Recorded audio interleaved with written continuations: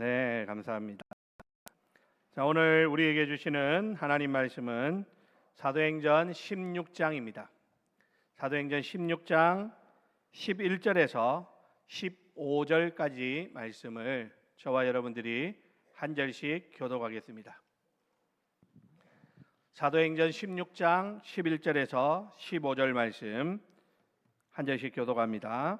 우리가 드로아에서 배로 떠나 사모드라게로 직행하여 이튿날 네아폴리로 가고 거기서 빌립보에 이르니 이는 마게도냐 지방의 첫 성이요 또 로마의 식민지라. 이 성에서 수일을 유하다가 안식일에 우리가 기도할 곳이 있을까 하여 문밖 강가로 나가 거기 앉아서 모인 여자들에게 말하는데 두아디라 시에 있는 자색옷감 장사로서 하나님을 섬기는 루디아라 하는 한 여자가 말을 듣고 있을 때 주께서 그 마음을 열어 바울의 말을 따르게 하시니라. 함께 있습니다. 그와 그 집이 다 세례를 받고 우리에게 청하여 이르되 만일 나를 주 믿는 자로 알거든 내 집에 들어와 유하라 하고 강권하여 머물게 하니라. 아멘. 할렐루야. 네, 잘 나오셨습니다. 우리 앞뒤 좌우에 계신 분들하고 인사합시다. 성도님은 우리 교회의 보배입니다. 한 번 더 인사하겠습니다. 성도님 때문에 우리 교회가 행복합니다. 네. 자, 오늘은 주께서 그 마음을 여사라는 제목으로 잠시 말씀을 나누겠습니다. 우리 지난주에 사도행전 16장 1절부터 10절 말씀 통해 가지고 막으심에 순종할 때 문이 열립니다 라는 제목으로 말씀을 나눴죠. 아시아로 가서 복음을 전하려 했던 바울의 뜨거운 열정을 성령께서 막으시면서 환상 중에 마게도냐로 건너와서 우리를 도우라는 마게도냐 사람의 부름을 듣게 하셨습니다. 바울과 실라는 자신들의 계획이 막혔을 때 고집 부리지 않고 즉각적으로 하나님의 인도하심에 순종하여 유럽으로 발걸음을 돌리는 그러한 모습을 보았습니다. 자, 오늘은 그 순종의 발걸음이 마게도냐의 첫 성인 빌립보에 도착하여서 맺게 되는 첫 열매에 대한 이야기입니다. 오늘 우리는 본문을 통해서 복음이 어떻게 여러 가지 장벽들을 뛰어넘고 확장되어져 가는지, 그리고 한 영혼이 구원받는 역사 속에 숨겨진 하나님의 절대적인 주권이 어떻게 역사하는지에 대해서 오늘 말씀을 통해서 잠시 살펴보고자 합니다. 또한 여러분, 오늘은 아까 우리 장로님도 기도하고 제가 광고 때도 여러분에게 말씀드렸지만 오늘은 교사주일입니다. 특별히 다음 세대를 말씀과 기도로 양육하는 교사를 우리가 격려하는 그러한 시간인데, 사실 오늘 우리가 교회적으로는 따로 행사가 없어서 좀 죄송한 마음이 있습니다. 그런데 들어보니까 교육부에서 더 좋은 것들을 계획하고 있다, 그렇게 들었습니다. 아무튼 여러분, 우리 다음 세대 아이들을 위해서 수고하고 애쓰는 교사들, 우리가 특별히 대단한 걸 해줄 수 있는 것은 아니지만 만날 때마다 수고한다고 격려해 주시고 기도해 주시고 또 여러분들의 관심과 사랑을 쏟아주시면 우리 교사들이 지치지 않고 끝까지 열심히 그 사명을 잘 감당할 수 있으리라고 생각됩니다. 자, 그런데 여러분, 주일학교 현장에서 아이들을 위해서 눈물로 씨앗을 뿌리는 우리 교사들이 마주하는 현실은 어떨까요? 참 어떤 한계를 만날 때가 아마 많이 있으리라고 여겨집니다. 아무리 사랑을 쏟고 정성스럽게 말씀을 준비해서 아이들에게 복음을 전해도 결국 아이들의 그 마음이 닫혀 있으면 아무리 선생님들의 그 수고와 헌신이 크다 할지라도 별로 효과가 나타나지 않는 것 같은 그러한 생각이 들 때가 있더라는 것이죠. 결국 아이들의 닫힌 마음의 문을 열고 예수님의 그 복음을 영접하게 하는 것은 우리 선생님들의 무슨 기술이라든지 아니면 교사들의 열심만으로는 되지 않는다라는 그런 현실의 큰 벽 앞에서 무기력감을 느끼는 그런 교사들이 많이 있으리라고 생각됩니다. 자, 그런데 여러분, 이것은 비단 아이들만의 문제는 아니라고 생각합니다. 현대를 살아가는 우리 모든 사람들은요, 수많은 관계 속에 살아가고 있습니다. 얼마나 많은 관계가 얽히고 설켜 있는지 모릅니다. 그런데요, 역설적이게도 사람들은 그 어느 때보다도 마음을 굳게 닫고 있고 혼자서 깊은 고독감에, 외로움에 힘들어하며 살아가는 그러한 사람들이 많이 있더라는 것이죠. 그래서 요즘 시대에 우울증 이런 병으로, 마음의 병으로 힘들어하는 그러한 사람들 얼마나 많이 봅니까? 타인에게 상처받지 않기 위해서 스스로 마음의 빗장을 겹겹이 쌓아버리고 자아라고 하는 단단한 성벽 안에 자신을 안전하게 가두어 버리고는 거기에 머물러 있는 안타까운 모습들이 있습니다. 여러분, 생각해 보십시오. 사람들을 향해서도 이토록 마음을 굳게 닫고 방어적이라고 한다면 이들이 하나님을 향해서는 얼마나 열려져 있을까요? 오히려 그들은 하나님 앞에서는 더 철저하게 마음의 문을 닫아버린 그러한 현실 속에 살아가는 그 모습은 더욱 심각하다라고 해도 과언이 아닐 것입니다. 성경은 죄로 타락한 우리 인간은 본성적으로 하나님을 향해서 마음을 굳게 닫고 있다라고 말하죠. 그래서 그 상태를 뭐라고 말합니까? 영적으로 죽은 상태다라고 말합니다. 우리의 지혜와 노력으로는 이 견고한 마음의 문, 영혼의 문을 결코 열 수가 없다라는 사실입니다. 자, 그렇다면 여러분, 이 굳게 닫힌 영혼의 문은 도대체 어떻게 하면 열릴 수 있을까요? 자, 오늘 본문을 통해서 우리가 그 비결을 잠시 생각해 보고자 합니다. 자, 오늘 바울 일행은 아시아의 끝인 드로아에서 배를 타고 마게도냐를 향해서 출발을 합니다. 그 이야기가 오늘 11절에 나와 있죠. 11절 말씀 다 같이 읽겠습니다. 시작. 우리가 드로아에서 배로 떠나 사모드라게로 직행하여 이튿날 네아폴리로 가고. 네, 여러분, 드로아와 네아폴리 사이에 사모드라게라고 하는 큰 섬이 있습니다. 그래서 이 사모드라게를 직행해 가지고 네아폴리로 갔다라고 말하죠. 자, 여기서 여러분, 직행하다라는 이 말의 원어적 의미는요, 순풍을 타고 배가 일직선으로 곧장 항해했다라는 의미를 가지고 있습니다. 드로아에서 네아폴리까지는 평소에도 풍랑이 잦아서 보통 한 5일 정도가 걸리는 험한 뱃길이라고 하죠. 훗날 바울이 이 길을 실제로 다시 돌아갈 때 그들은 5일의 시간이 걸렸습니다. 자, 그런데 이번에는요, 어쩐 일인지 단 이틀 만에 드로아에서 네아폴리까지 도착하게 됩니다. 이것을 오늘 본문에는 성령께서 어떻게 했다라고 말합니까? 그들의 그 걸음에 순풍을 주셔서 일직선으로 곧장 항해할 수 있었다라고 말하는 있는 것이죠. 아시아에서의 길을 막으셨던 하나님께서는 순종하여 방향을 틀고 유럽으로 향하는 그 바울 일행의 그 걸음에 이제는 가장 빠른 길로, 그리고 가장 고든 길로 그들을 인도하셨던 것입니다. 자, 그렇게 해서 그들이 도착한 곳이 네아폴리라고 하는 항구였고, 거기서 육로로 이동해서 도착하는 곳이 바로 빌립보라고 하는 곳입니다.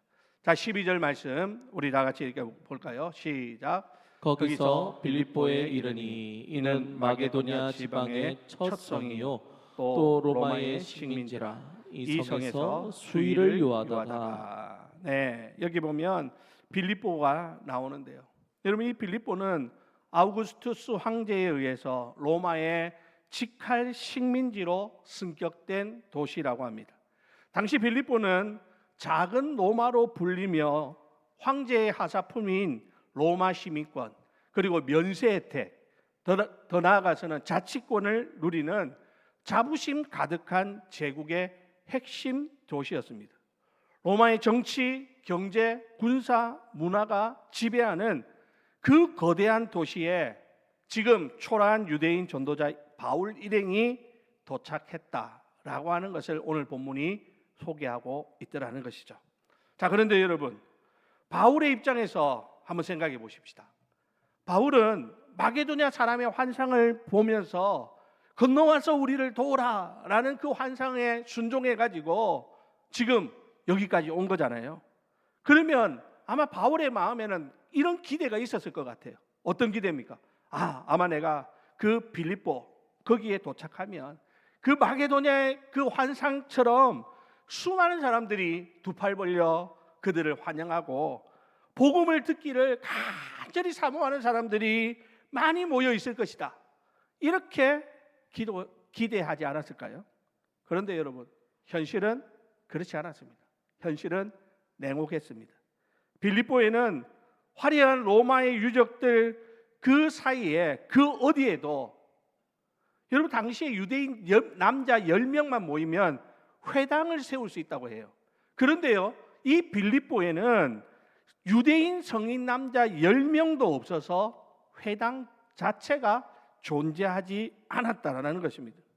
그러니까 빌립보라고 하는 이 도시는 철저히 이방 문화에 압도되어진, 그래서 유대교의 흔적은 찾아볼 수 없는 그냥 세속의 항복판이었다라고 할 수 있는 곳이죠.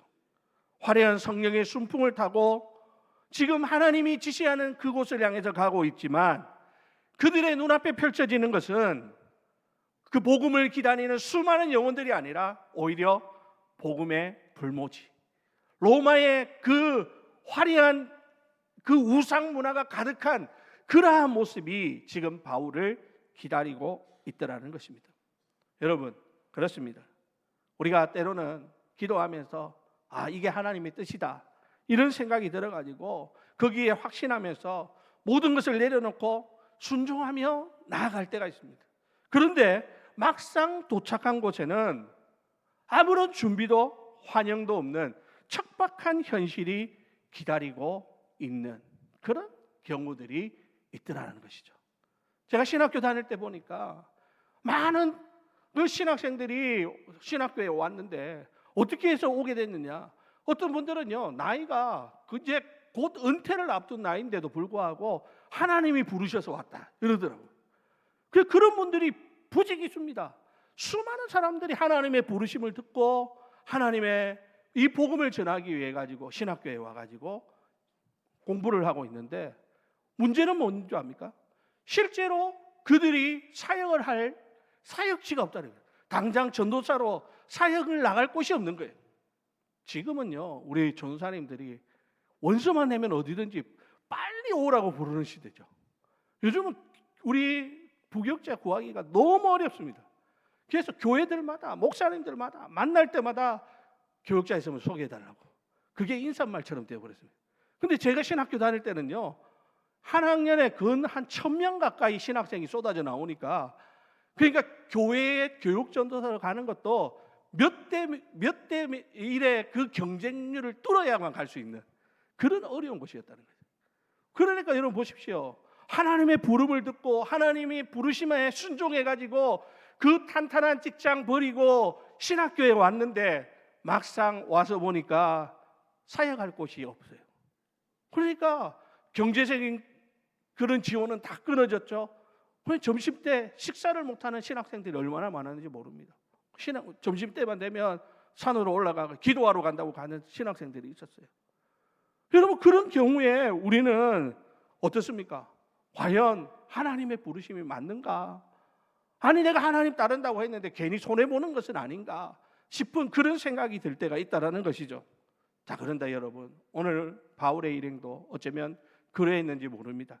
하지만 여러분, 하나님께서는 바울이 생각했던 그 기대를 완전히 깨뜨리시지만 하나님께서 전혀 상상하지도 못하는 하나님 당신만의 기가 막힌 구원의 역사를 하나님은 준비하고 계셨다라고 하는 사실입니다. 사랑하는 성도 여러분, 지금 당장 내가 원하는 상황들이 펼쳐지지 않는다고 낙심하거나 절망하지 마시기 바랍니다. 나를 향한 하나님의 뜻은 내가 생각하는 것보다 훨씬 더 큽니다. 내가 계획한 것보다 훨씬 더 완벽한 마스터 플랜이 하나님을 통하여 세워져 있다라고 하는 사실입니다. 그러므로 우리는 거기에서 절망하고 낙심하고 돌아갈 것이 아니라 끝까지 믿음으로 순종하며 나아가는 그러한 사람들이 되어야 하는 것이죠. 여러분 생각해 보십시오. 오늘 바울의 그 일행들이 이런 빌립보의 현실 앞에서 아이고 우리 잘못 왔는가 보다, 다시 돌아가자, 그래 원래 우리가 계획했던 아시아가 맞아 하고 돌아가 버렸다면 이 이후에 펼쳐지는 사도행전의 그 놀라운 하나님의 역사의 이야기는 우리는 만나지 못하고 만다라는 사실입니다. 자, 이제 보십시오. 안식일이 되었습니다. 회당을 찾지 못한 바울 일행은 좌절하지 않고 기도할 곳을 찾아서 성문 밖 강가로 나아갑니다. 자, 오늘 보면 13절 말씀입니다. 다 같이 읽겠습니다. 시작. 안식일에 우리가 기도할 곳이 있을까 하여 문 밖 강가에 나가 거기 앉아서 모인 여자들에게 말하는데. 예. 자, 여러분, 당시 회당이 없는 지역의 유대인들과 하나님을 경외하는 이방인들은요, 그러면 어떻게 모였을까? 그들은 보통 이렇게 몸을 씻을 수 있는 물이 있는 강가에 모여서 기도하는 그러한 모습들이 있었던 것 같아요. 바울이 그래서 그랬는지 그곳에 기도할 곳을 찾아서 강가로 찾아갑니다. 바울이 강가로 찾아가서 그곳에서 만난 사람들이 누굽니까? 거기에 모여 있는 여인들이었다라고 하는 것이죠. 여러분, 이것은요 그냥 보통 일이 아닙니다. 아주 어떻게 생각해 보면 아주 파격적인 장면입니다.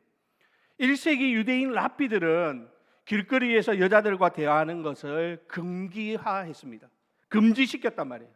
그런데 지금 이 하나님의 복음이 유대인 중심, 유대인 남성 중심이라는 종교적인 장벽, 이방인이라고 하는 혈통의 장벽, 여성이라고 하는 성별의 장벽을 단숨에 뛰어넘어서 바울이 전하는 이 복음이 이방인 여성들에게로 직접적으로 흘러 들어가고 있었다라고 하는 사실이죠. 자, 여러분, 또 재미있는 사실은 뭔지 아십니까? 지금 마게도냐 환상에서 바울을 급히 부른 것은 누구였습니까? 앞에 16장 9절에 보면요, 마게도냐 사람이 이렇게 말하죠. 마게도냐 사람이 건너와서 우리를 도우라 하는 환상이 보였습니다. 우리 성경에는 마게도냐 사람이 이렇게 되어 있지만 원문을 보니까 이 사람이라고 하는 단어는 남자를 지칭할 때 쓰는 말입니다.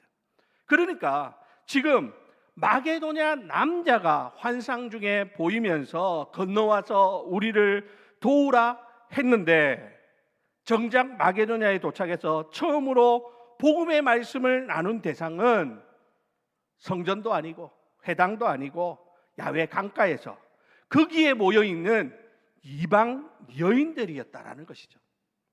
여러분, 이걸 보십시오. 하나님의 놀라운 구원 역사는 우리가 가지고 있는 편협한 생각들, 우리가 갖고 있는 이 종교적인 틀을 뛰어넘습니다. 우리는 어느 정도의 틀을 가지고 자꾸 거기에 끼워 맞추려고 생각하죠. 그렇게 판단합니다. 근데 하나님은요, 우리가 가지고 있는 생각을 뛰어넘으십니다. 우리가 가지고 있는 틀보다 더 크신 분이다 라고 하는 사실을 우리는 오늘 이 본문 가운데서 찾아볼 수 있다라고 하는 것이죠. 자, 여러분, 거기에서 바울이 만날 특별한 한 여인을 오늘 본문은 소개하고 있습니다. 자, 14절 상반절인데요, 다 같이 읽겠습니다. 시작. 두아디라 시에 있는 자색 옷감 장사로서 하나님을 섬기는 루디아라 하는 한 여자가 말을 듣고 있을 때. 아멘. 여러분, 이 여인의 이름이 뭐라고요? 루디아라는 것입니다. 여러분, 루디아는요, 여기 보니까 두아디라 시에 있는 자색 옷감 장사였다라고 말합니다. 그러니까 이 사람은 두아디라 출신이라는 거예요. 근데 놀라운 것은 뭔지 압니까? 이 두아디라라고 하는 이곳은요, 바울이 그토록 가고자 원했던 아시아에 있는 지역입니다. 그리고 지금 그곳에서 온 자색 옷감 장사였다라고 하는데, 여러분 이 자색 옷감이라는 것은요, 뿔고등의 분비불에서 아주 소량씩 채취하는 염료를 가지고 만든 그 당시에는 엄청나게 비싼 최고급 사치품이라고 해요. 그래서 이것은 로마의 황족이나 고위 귀족들만 입을 수 있었기 때문에 이 옷감을 취급하는 루디아 역시도 상당한 재력을 가지고 있고 확고한 사회적 지위를 갖춘 독립적인 그런 여성이었다라는 것을 알 수 있죠. 그리고 그녀는 오늘 본문에서 그녀를 소개하기를 뭐라고 말합니까? 하나님을 섬기는 사람이었다라고 하는 겁니다. 그녀는 비록 이방인이었지만 이교도의 우상 숭배를 버리고 유대교의 유일신앙과 그 가르침을 받아들인, 복음을 받아들인 하나님이 준비해 놓은 사람이더라라는 것이죠. 여러분, 앞에서 제가 방금 이야기한 것처럼 이 기막힌 하나님의 역사를 보십시오. 바울은 원래 아시아에 가서 복음을 전하려 했잖아요. 그런데 어떻게 했습니까? 성령이 막으셨습니다. 그래서 바다를 건너서 지금 유럽으로 넘어온 것입니다. 그런데 그 유럽의 첫 성인 빌립보에서 만난 첫 번째 영혼이 누구라는 것입니까? 아시아의 두아디라에서 건너온 루디아드라는 것이죠. 인간의 눈에는 아시아 선교의 문이 이제 닫힌 것처럼 보였을 수 있습니다. 하지만 하나님은 아시아의 문을 막으신 것이 아니라, 닫으신 것이 아니라 바다 건너 유럽 한복판에서 아시아에서 온 한 영혼을 미리 준비해 두시고 그 여인을 통하여 하나님은 바울이 생각지도 못한 엄청난 일을 하나님은 진행하고 계셨더라라고 하는 사실입니다. 사랑하는 성도 여러분, 그렇습니다. 우리가 무슨 일을 하다가 때로는 우리가 실패했다라고 생각될 때가 있죠. 그런데 여러분, 우리의 실패가 하나님의 실패는 아니라고 하는 사실을 기억하시기 바랍니다. 우리가 실패했을지라도 하나님은 가장 완벽한 타이밍에 가장 완벽한 만남을 예비하고 계시기 때문입니다. 이것은 우리 인간의 한계를 훌쩍 뛰어넘는 하나님의 놀라운 구원의 섭리라고 할 수 있는 것입니다. 사랑하는 우리 성도 여러분, 오늘 우리의 삶에도 그렇습니다. 때로는 우리의 삶이 실패를 맛볼 때가 있죠. 그 실패 앞에서 우리는 막 쪼그라들기도 하고 낙심하기도 하고 또 하나님을 원망하기도 합니다. 그러나 여러분, 지금 우리의 실패가 끝이 아니라는 사실입니다. 우리 세상에서도 그런 말 하잖아요. 끝날 때까지 끝난 것이 아니라는 것입니다. 지금 내 눈앞에 보이는 이것이 전부가 아니라는 것입니다. 하나님께서는 우리에게 우리가 생각지도 못하는 크고 놀라운 일을 준비하고 계시는 줄로 믿으시기를 바랍니다.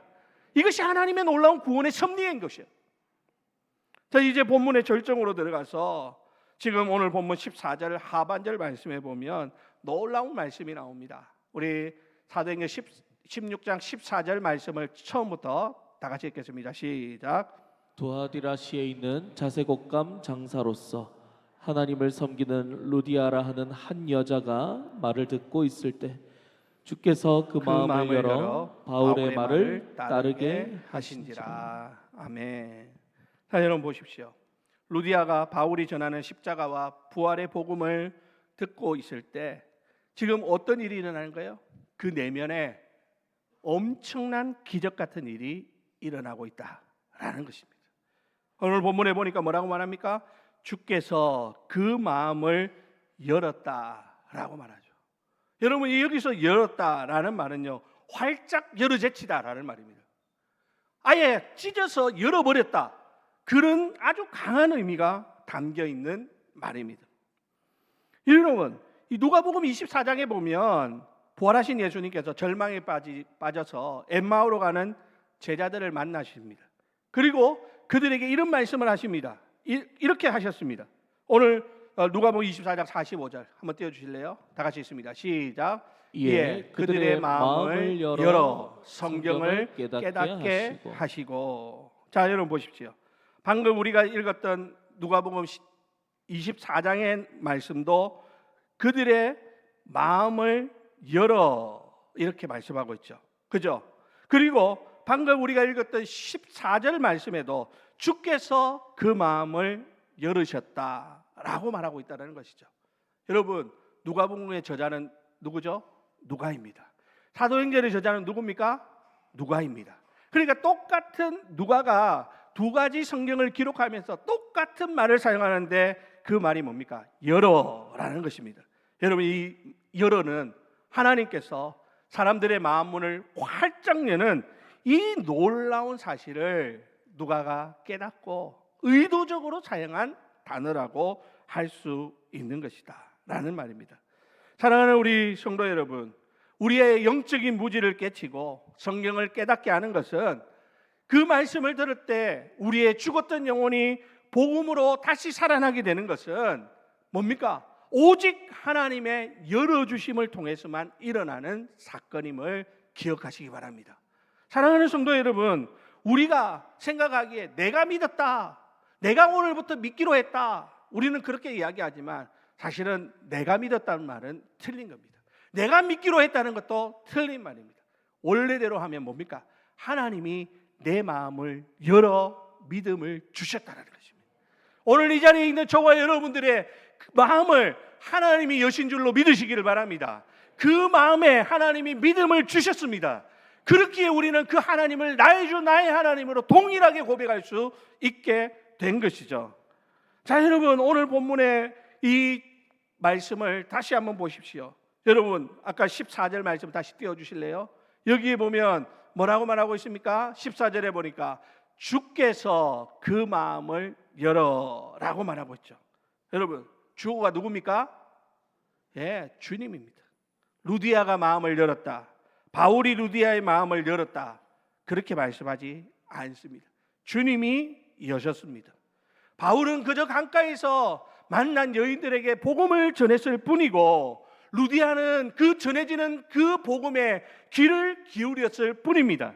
그런데 바울이 전하고 루디아가 귀를 열어 듣는 그 순간 그 마음에 역사하신 분은 누구십니까? 하나님이십니다. 하나님께서 루디아의 마음을 열어 믿음을 허락해 주시더라 라는 것이죠. 여러분, 이것이 뭡니까? 불가항력적인 은혜라는 것입니다. 하나님께서 우리에게 은혜 주실 때는 우리가 그 은혜를 거부할 수 없는 것입니다. 오늘 하나님께서 루디아를 변화시키는 이 놀라운 일을 행하신 이유는 바로 하나님께서 루디아를 통하여 하실 크고 놀라운 일이 기다리고 있었기 때문이다 라고 하는 것이죠. 그러므로 여러분, 우리가 지난주에 잃어버린 영혼들을 전도하기 위해 가지고 VIP 이름을 적었죠. 여러분, 그리고 이제 적은 것으로 끝나지 말고 제가 아까 뭐라고 했습니까? 기도하라고 했습니다. 금식하면서 기도하라고 했습니다. 또 기도하는 것만으로 끝이냐? 아닙니다. 여러분, 6월 14일까지 꼭 만나서 여러분들이 작은 선물도 사가지고 전달해 주시고 차도 한 잔 대접해 주시고 또 기회가 되면 식사도 대접해 주시고 열심히 잘 섬기시기 바랍니다. 그런데 여러분, 잊어서는 안 되는 것은 뭡니까? 결국 그 영혼을 거듭나게 하시는 분은 누굴까요? 내가 아니라 하나님이시라는 거예요.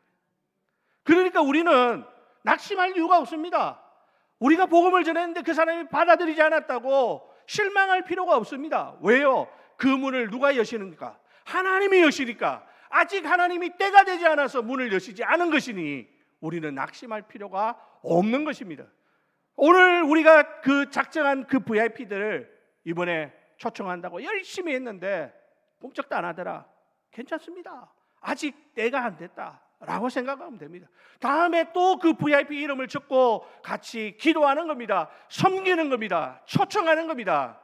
때가 되면 하나님께서 그 마음을 열어주실 것입니다. 그 발걸음을 인도해 주실 것입니다. 하나님께서 그들에게 믿음을 허락하여 주실 것입니다. 하나님이 하시는 거예요. 우리는 전도하면서 자유할 수 있는 거예요. 자, 그러면 여러분, 이 불가항력적인 은혜로 마음이 열린 사람에게는 어떤 변화가 있을까요? 반드시 필연적인 변화가 따라오게 되어져 있습니다. 그냥 머리를 끄덕이는 동의로 끝나지 않는단 말입니다. 자, 15절 말씀 다 같이 읽습니다. 15절입니다. 시작. 그와 그 집이 다 세례를 받고 우리에게 청하여 이르되 만일 나를 주 믿는 자로 알거든 내 집에 들어와 유하라 하고 강건하여 머물게 하리라. 아멘. 자, 여기 보면 가장 먼저 일어난 변화는 뭡니까? 구원이 확장되어지는 것입니다. 지금 바울이 복음을 전한 것은 거기에 있는 루디아에게 복음을 전했죠. 그런데 루디아 한 사람뿐만 아니라 오늘 본문은 뭐라고 말합니까? 그와 그 집이 다 세례를 받았다라고 말씀합니다. 여러분, 고대 지중해 사회에서 한 가장이 회심하는 것은 가족 전체, 즉 자녀들과 심지어 종들까지 하나님의 언약 공동체 안으로 들어오는 아주 강력한 연대적인 의미를 가지고 있는 사건입니다. 여러분, 구약시대에 보십시오. 아브라함 한 사람에게 주신 언약으로 말미암아 온 집안의 남성들이 할례를 받는 것. 여러분, 그것처럼 신약의 은혜의 시대에도 하나님은 그 가정에 한 사람을 부르셔서 그 한 사람만 구원하는 것에서 끝나는 것이 아니라 그 한 사람을 통하여 온 가족을 세례라고 하는 구원의 표지 안으로 부르고 계신다라고 하는 사실입니다. 여러분, 이것이 바로 우리가 유아 세례를 베푸는 중요한 성경적인 근거 중에 하나고, 동시에 우리가 포기하지 않고 가족 구원을 위해서 엎드려 기도해야 되는 가장 중요한 이유라고 할 수 있습니다. 사랑하는 성도 여러분, 주께서 가장의 마음의 문을 여시면 이제는 그 한 사람으로 끝나지 않습니다. 그 한 사람을 통하여 그 온 집안에 하나님의 놀라운 생명의 역사가 일어나게 될 줄로 믿으시기를 바랍니다. 여러분, 저의 가정이 그랬습니다. 저희 어머니가 홀로 예수를 믿었는데요, 어머니 혼자 예수 믿으면서 핍박 가운데서도 끝까지 신앙을 포기하지 않고 기도했는데, 지금에 와가지고는요, 저희 삼형제가 다 예수 믿습니다. 저도 예수 믿습니다. 목사니까요. 저희 형님도 교회에서 장로로 열심히 교회를 섬기고 있습니다. 저희 동생도 교회에서 집사로 헌신하고 있습니다. 여러분, 하나님께서 하시는 일은요, 한꺼번에 온 가족이 다 구원받는 거 아닙니다. 저희 어머니가 우리 집안을 믿음의 가정으로 세우기 위해서 오랫동안 눈물 뿌려가면서 기도했던 그게 지금 이렇게 열매를 맺는 것처럼 여러분들을 한 사람을 통하여서 하나님의 놀라운 구원의 역사는 이미 시작되고 있다라고 하는 사실을 믿으시기 바랍니다. 지금은 아닐 수 있습니다. 지금 당장 눈에 보이는 결과가 없을 수 있습니다. 그러나 여러분, 낙심하지 마십시오. 하나님은 주 예수를 믿으라, 그리하면 너와 내 집이 구원을 얻으리라. 여러분, 하나님은 나 한 사람 구원받는 것에 만족하시지 않습니다. 나를 통하여 우리 온 집안이 예수 믿고 구원받는 그런 놀라운 계획을 가지고 계십니다. 가족만 그럴까요? 나를 아는 많은 사람들, 그 사람들이 나 때문에 예수 믿는 그런 기적의 역사가 일어나는 것이죠. 여러분, 오늘 여기에 앉아있는 저와 여러분들 다 그렇지 않습니까? 그냥 내가 뭐 독불장군으로 혼자 예수 믿은 사람이 과연 몇 명이나 되겠습니까? 누군가의 사랑을 통해서, 누군가의 전도를 통해서, 누군가의 기도를 통해서 우리가 오늘 예수 믿게 됐고, 오늘까지도 우리는 그 믿음 붙들고 여기에 나와 있는 줄로 믿습니다. 자, 여러분, 그러므로 가정을 위해서 기도하는 일 멈추지 마시고 끝까지 기도하여서 승리하시기를 바랍니다. 자, 이제 세례를 받은 후에 루디아의 삶은요, 완전히 변화됩니다. 오늘 본문에 보니까 그녀는 바울 일행에게 자기 집에 머물기를 간청했다라고 말하고 있습니다. 성경은 그녀가 강권하여 머물게 했다라고 말하죠. 여러분, 이 강권하다라는 말은 뭐냐면 목적을 달성하기 위해서 강력하게 설득하다라는 의미입니다. 여러분, 생각해 보십시오. 낯선 유대인 남자들을 로마 제국의 식민지 항복판에 있는 부유한 이방인 여성의 대저택에 머물게 하는 것은 당시 사회적 통념상 엄청난 스캔들이 될 수 있는 파격적인 행동이라고 할 수 있죠. 그런데요, 하나님께서 마음을 여시자 그 모든 편견의 장벽, 문화의 장벽, 인종의 장벽, 체면의 장벽이 산산조각이 나서 무너져 내리는 그러한 역사가 일어납니다. 그동안 상처받지 않기 위해서, 내 부를 지키기 위해서 꼭꼭 닫아두었던 이기심이 지금 활짝 열리고 자신의 재물과 가장 사적인 공간인 자기의 집을 기꺼이 내놓는 거룩한 환대의 사람으로 변화되었다라고 하는 사실입니다. 여러분, 이렇게 해서 루디아의 집은 유럽 최초의 교회인 빌립보 교회가 됩니다.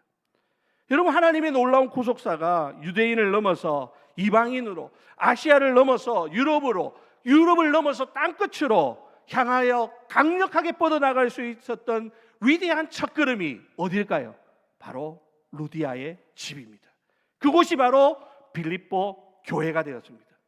루디아 한 사람이 변화되었는데 그 한 사람을 통하여 하나님은 세계 복음화의 기틀을 마련하는 그 엄청난 일을 행하시더라는 것입니다. 여러분, 또 압니까? 우리 가정이 또 다른 선교의 문을 여는 그런 놀라운 교회가 될지, 그거는 우리는 알 수 없다라는 것이죠. 그러므로 우리는 어떻게 해요? 하나님의 복음에 순종하면 되는 것입니다. 하나님이 우리 가운데 역사하실 때 우리는 순종함으로 따르기만 하면 그 순종하는 자들을 하나님께서 들어서 사용하여 주시는 것입니다. 이제 말씀을 마칩니다. 그럼 복음은 결코 인간의 타고난 기획이나 지혜로 확장되는 것이 아닙니다.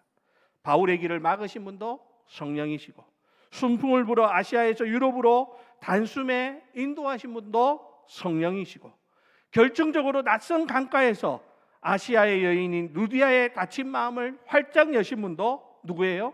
성령이십니다. 그러니까 구원의 알파와 오메가, 즉 처음과 마지막은 누굽니까? 오직 하나님이십니다. 하나님이 하시는 일이에요. 하나님께서 구원의 시작이자 끝이십니다. 19세기 위대한 설교의 황태자라고 불렸던 찰스 스펄전을 아시죠? 스펄전은요, 목회자의 가정에서 태어났는데 10대 시절에 극심한 영적인 침체에 빠지게 됩니다. 자신의 죄 문제로 인해서 마음이 굳게 다쳤고, 구원의 확신을 얻기 위해서 많은 교회들을 찾아다니면서 내노라 하는 목사님들의 설교를 찾아 듣기 시작했습니다. 그런데요, 아무리 훌륭한 목사님의 설교를 들어도 그의 다친 마음은 조금도 열리지를 않았습니다. 그러던 어느 날 1850년 1월 6일 날 매서운 눈보라가 치던 주일날 아침에 폭설로 인해 가지고 원래 가려던 교회에 가지 못하게 됐습니다. 눈보라를 피해 가지고 우연히 발을 들여놓은 곳이 어느 작은 교회였다라고 합니다. 그날은 눈이 너무 많이 와가지고 그 교회 담임 목사님조차도 예배에 오지 못했다고 합니다. 결국 그곳에 있는 어떤 한 평신도가 강단에 올라가 가지고 이사야 45장 말씀을 가지고 더듬거리면서 엉성하게 설교를 했는데, 그 투박하고 어설픈 설교를 듣던 스펄전의 마음속에 놀라운 기적이 일어나게 됩니다. 그렇게 굳게 닫혔던 그 마음이 하나님을 향하여 활짝 열리게 된 것입니다. 스펄전은 훗날 자신의 자서전에서 그 위대한 순간을 이렇게 고백합니다. 그가 나를 향해서 젊은이 예수 그리스도를 바라보시오 라고 외쳤을 때 나는 십자가에 달리신 구주를 보았다. 그 순간 내 마음에 어두운 구름이 단숨에 거치고 영광스러운 빛이 내 마음에 찾아 들어왔다. 주님께서 내 마음을 여셨고 나는 나를 얽어매고 있던 모든 쇠사슬이 끊어지는 것을 보게 되었다라고 말입니다. 여러분, 그 나라 이름 모를 평신도의 유창한 설교 기술이 스펄전을 설득한 것이 아닙니다. 바울이 말씀을 전할 때 주께서 루디아의 마음을 여셨던 것처럼 평범한 한 평신도의 입술을 통해서 하나님의 복음이 더듬더듬 전포됐지만 주님께서 굳게 닫힌 15세 소년 스펄전의 마음의 문을 활짝 열어주셨습니다. 은혜로 마음이 열린 그 스펄전은 이 이후부터는 절대 흔들리지 아니하고 정말 하나님을 위해서 나중에는 수만 명의 영혼을 주님께로 인도하는 위대한 복음 전도자가 될 수 있었습니다. 사랑하는 우리 성도 여러분, 다가오는 6월 14일 행복 나눔 축제를 앞두고 지난 주일 예배 시간에 각자 마음에 품었던 눈물로 기도하던 VIP의 이름을 우리 작정해서 냈죠. 그렇지만 사실 솔직한 말로 작정은 했지만 막상 그들에게 다가가려니 두렵기도 하고 냉담한 반응에 내가 혹시 상처받을까 염려되지 않습니까? 과연 저 사람 저렇게 강팍한 사람인데 저 마음이 열릴까 의심이 들지 않습니까? 그러나 여러분, 오늘 강가에서 루디아를 만나 구원하신 하나님의 그 놀라운 역사를 기억하시기 바랍니다. 우리가 할 일은 바울처럼 발걸음을 떼어서 그들이 있는 강가로 나아가는 것입니다. 복음의 씨앗을 뿌리고 밥을 사먹고 사랑의 수고를 다해야 합니다. 그러나 그 영혼의 굳은 빗장을 부수고 거듭나게 하시는 분은 오직 우리 주 예수 그리스도 그분뿐이다 라고 하는 사실을 믿으시기 바랍니다. 우리가 사랑하는 VIP를 찾아가 섬김의 손길을 내밀 때 성령께서 순풍을 불어주시고 주께서 그들의 마음을 열어주시는 기적이 일어나게 되기를 주님의 이름으로 간절히 축원합니다. 우리 교사주일을 맞아서 우리 아이들의 영혼을 위해서 눈물로 수고하는 우리 선생님들의 그 수고에 그 위에도 그리고 방금 말씀드린 우리 행복 나눔 축제를 향해서 우리가 VIP를 위해서 기도하는 우리 성도님들의 그 눈물의 기도 위에도 동일한 성령의 은혜가 임하기를 주님의 이름으로 부탁을 드립니다. 여러분 기도하세요. 하나님, 굳게 닫힌 저들의 마음 문 나는 알 수 없습니다. 하나님께서 열어주시옵소서. 하나님께서 그 마음을 변화시켜 주시옵소서. 하나님께서 저들의 발걸음을 인도하여 주옵소서. 이 간절한 애통하는 기도가 하늘 보좌에 상달되면 우리의 다음 세대가 살아나고 구원받지 못하던 우리 가족들이 구원받고 다가올 이 축제를 통해서 놀라운 생명의 열매가 맺히는 그 놀라운 은혜가 일어나게 될 줄로 믿습니다. 아무쪼록 우리 모두가 이 말씀을 굳게 붙들고 담대하게 나아가서 복음 전하는 우리 모두가 다 되시기를 예수님의 이름으로 축원합니다. 우리 함께 찬양하고 기도합시다. 이 세상을 살아가는